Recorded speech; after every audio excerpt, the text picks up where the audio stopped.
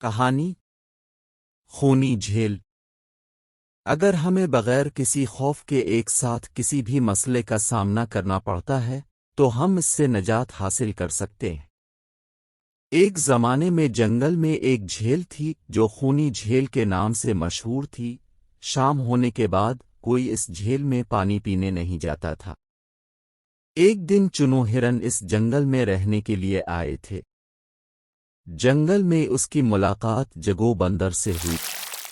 جگو بندر نے چنو ہرن کو جنگل کے بارے میں سب بتایا، لیکن اس جھیل کے بارے میں بتانا بھول گیا۔ جگو بندر نے دوسرے دن جنگل کے تمام جانوروں سے چنو ہرن کا تعارف کرایا۔ جنگل میں چنو ہرن کا سب سے اچھا دوست چیکو خرگوش بن گیا۔ جب چنو ہرن کو پیاس لگی تو وہ اس جھیل میں پانی پیتا تھا۔ وہ شام کو بھی پانی پیتا تھا۔ ایک شام جب وہ اس جھیل میں پانی پینے گیا تو جیسے ہی وہ پانی میں منہ ڈالنے ہی والا تھا کہ اس کی نظر ایک مگرمچھ پر پڑی جو بہت تیزی سے اس کی طرف چلتا آ رہا تھا۔ یہ دیکھ کر وہ جلدی سے جنگل کی طرف دوڑا۔ راستے میں اسے جگو بندر مل گیا۔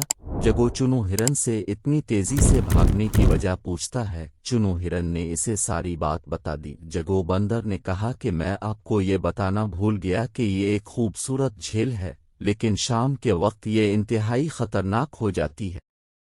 جو شام کے بعد جھیل پر جاتا ہے واپس نہیں آتا ہے۔ جگو فوراً سے بولا، لیکن اس جھیل میں مگرمچھ کیا کر رہا ہے؟ ہم نے اسے کبھی نہیں دیکھا۔ اس کا مطلب یہ ہے کہ مگرمچھ تمام جانوروں کو کھاتا ہے جو شام کے بعد جھیل میں پانی پینے آتا ہے۔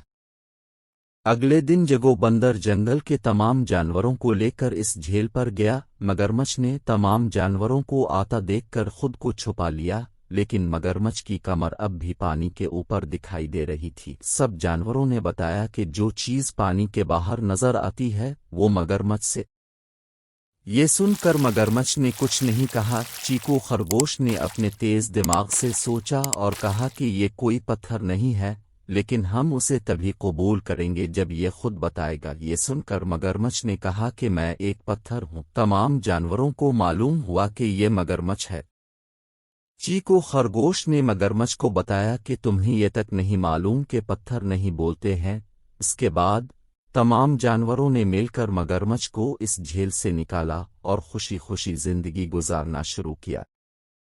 اس کہانی سے ہم یہ سیکھتے ہیں کہ اگر ہمیں بغیر کسی خوف کے ایک ساتھ کسی بھی مسئلے کا سامنا کرنا پڑتا ہے تو ہم اس سے نجات حاصل کر سکتے ہیں۔